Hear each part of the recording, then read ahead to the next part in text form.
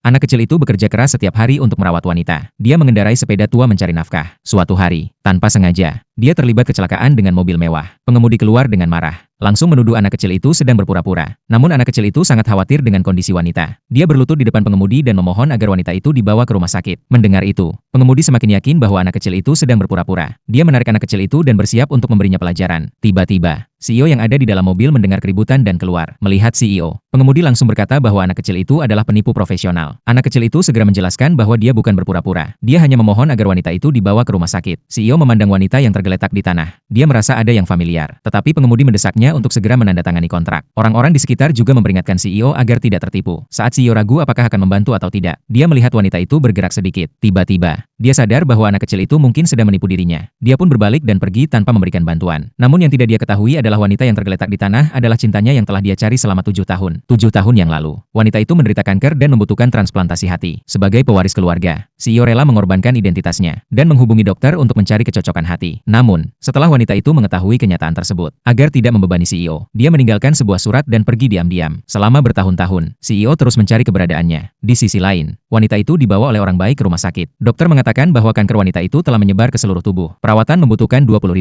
Anak kecil itu mengeluarkan $2.000 yang dia kumpulkan dari mengumpulkan botol bekas. Namun, itu jelas tidak cukup. Dokter langsung mengusir mereka. Namun, perawat yang melihat kejadian itu tidak bisa diam. Dia segera membela anak kecil itu, meskipun dia dihina oleh dokter. Dengan rasa putus asa, anak kecil itu berlutut di depan kepala dokter dan memohon. Namun dokter tetap menolak dan langsung pergi. Melihat dokter pergi, anak kecil itu hanya bisa menyerahkan semua uang dan liontin miliknya kepada perawat, memohon agar dia membantu menyelamatkan wanita itu. Melihat keprihatinan anak kecil itu, perawat segera setuju. Dia membawa wanita itu untuk pemeriksaan praoperasi. Kemudian, perawat membawa uang dan liontin itu ke kasir. Saat itu, sepupu CEO melihat liontin itu dan langsung menuju rumah CEO untuk memberitahunya. CEO yang mendengar langsung tidak percaya. Namun ketika melihat liontin pemberian dirinya untuk wanita itu, dia langsung sadar bahwa dia benar-benar memiliki anak. CEO segera menuju rumah sakit. Namun di sisi lain, perawat membawa wanita itu ke ruang operasi. Saat sampai di pintu, gadis besar langsung berteriak meminta ruang operasi untuk dirinya. Perawat dengan sabar menjelaskan bahwa kondisi wanita itu lebih mendesak. Sedangkan cedera gadis besar bisa ditangani di ruang rawat jalan. Namun gadis besar tetap bersikeras untuk menggunakan ruang operasi tersebut. Saat itu, wanita itu tiba-tiba mengalami komplikasi dan muntah darah. Perawat segera sadar bahwa jika operasi tidak dilakukan segera, wanita itu akan dalam bahaya besar. Sementara itu, CEO juga tiba di rumah sakit. Ketika melihat foto anak kecil itu yang didapatkan dari bawahannya, sebuah perasaan penyesalan yang mendalam muncul dalam dirinya. Dia tahu, jika bukan karena dirinya, mereka tidak akan datang ke rumah sakit. Namun saat gadis besar semakin tidak terkendali, dia menendang wanita itu hingga terjatuh. Tindakannya langsung memicu amarah orang di sekitar. Mereka mulai mengutuknya. Namun gadis besar tidak peduli. Dia mengancam bahwa rumah sakit ini adalah miliknya. Jika mereka melawan, dia bisa mengusir mereka. Mendengar ancaman itu, orang-orang hanya bisa diam. Namun anak kecil